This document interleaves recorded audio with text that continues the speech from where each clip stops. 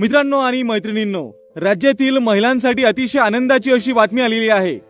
तर राज्यातील महिलांसाठी एक नवीन योजना या ठिकाणी राज्य सरकारकडून सुरू केली जाऊ शकते आणि या योजनेच्या माध्यमातून राज्यातील महिलांना प्रतिमाह 1200 ते 1500 रुपयांपर्यंत या ठिकाणी दिले जाऊ शकते। तर या नवीन योजनेची घोषणा ही आजपासून सुरू होणाऱ्या विधिमंडळाचे जे अधिवेशन आहे, पावसाळी अधिवेशन, त्यामध्ये केली जाण्याची शक्यता आहे। तर या संदर्भातील काही अपडेट आले तर तुमच्यापर्यंत नक्कीच आपण पोहोचू, परंतु ही योजना नेमकी कशी असेल या संदर्भात थोडक्यात या व्हिडिओमध्ये आपण माहिती जाणून घेऊयात, संपूर्ण बातमी समजून घेऊयात। त्यामुळे हा व्हिडिओ शेवटपर्यंत नक्की पहा। जास्तीत जास्त हा व्हिडिओ शेअर करा, इतर महिलांपर्यंत सुद्धा शेअर करा आणि व्हिडिओ माहितीपूर्ण आणि उपयुक्त वाटल्यास व्हिडिओला लाईक करा, चॅनलला नक्की सबस्क्राइब करून घ्या, नोटिफिकेशन बेल दाबायला विसरू नका।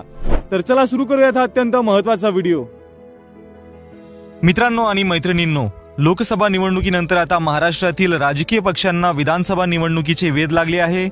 लोकसभा निवडणुकीत बसलेल्या फटक्यामुळे सत्ताधारी महायुतीच्या राष्ट्रवादी अजित पवार गट, शिवसेना एकनाथ शिंदे गट आणि भाजपाने आतापासूनच जपून पाऊल टाकायला सुरुवात केली आहे।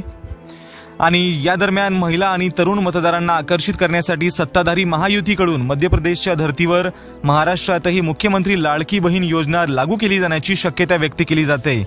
तर ही योजना लागू झाल्यास राज्याच्या तिजोरीवर वर्षाला साधारण 15 ते 20 हजार कोटी रुपयांचा भार पडेल। तर अलीकडेच राज्य सरकारने शासकीय अधिकाऱ्यांचे एक पथक मध्य प्रदेशला पाठविले होते। या पथकाद्वारे मध्य प्रदेशमधील मुख्यमंत्री लाडकी बहीण योजनेचा अभ्यास करण्यात आला। ही योजना कशी राबविली जाते, त्यासाठी नेमके प्रारूप काय आहे याचा या पथकाने अभ्यास केला आहे। त्यानंतर आता ही योजना प्रत्यक्षात महाराष्ट्रात लागू करण्यावर काम केले जात असल्याचे सांगितले जात आहे। सूत्रांच्या माहितीनुसार यावेळच्या पावसाळी अधिवेशनात या योजनेची घोषणा केली जाण्याची शक्यता आहे। मध्य प्रदेशमध्ये तत्कालीन मुख्यमंत्री शिवराज सिंह चौहान यांनी लाडली बहिणा योजना लागू केली होती। या योजनेच्या माध्यमातून मध्य प्रदेशमधील गरीब महिलांना सरकारतर्फे आर्थिक मदत केली जाते। या योजनेला मध्य प्रदेशमध्ये चांगलीच प्रसिद्धी मिळाली। याच योजनेच्या जोरावर शिवराज सिंह चौहान यांनी मध्य प्रदेशची विधानसभा निवडणूक बहुमतात जिंकली। महिला मतदारांनी त्यांना भरभरून मतं दिली होती। त्यानंतर आता लोकसभा निवडणुकीतही तिथे भाजपाने 29 पैकी 29 जागांवर विजय मिळविला आहे। त्यामुळे शिवराज सिंह चौहान यांचे हे प्रारूप महाराष्ट्रातही राबविल्यास महायुतीला फायदा होईल अशी आशा महायुतीच्या घटक पक्षांना असावी। त्यामुळेच मध्य प्रदेशच्या धर्तीवर महाराष्ट्रातही मुख्यमंत्री लाडकी बहीण योजना लागू केली जाण्याची शक्यता व्यक्त केली जात आहे। तर या योजनेचे स्वरूप कसे असेल ते पाहूयात। या योजनेच्या माध्यमातून गरीब महिलांना आर्थिक मदत दिली जाणार आहे। पहिल्या टप्प्यात दारिद्र्य रेषेखालील 90 ते 95 लाख महिलांना प्रति महिना 1200 ते 1500 रुपये दिली जाण्याची शक्यता आहे।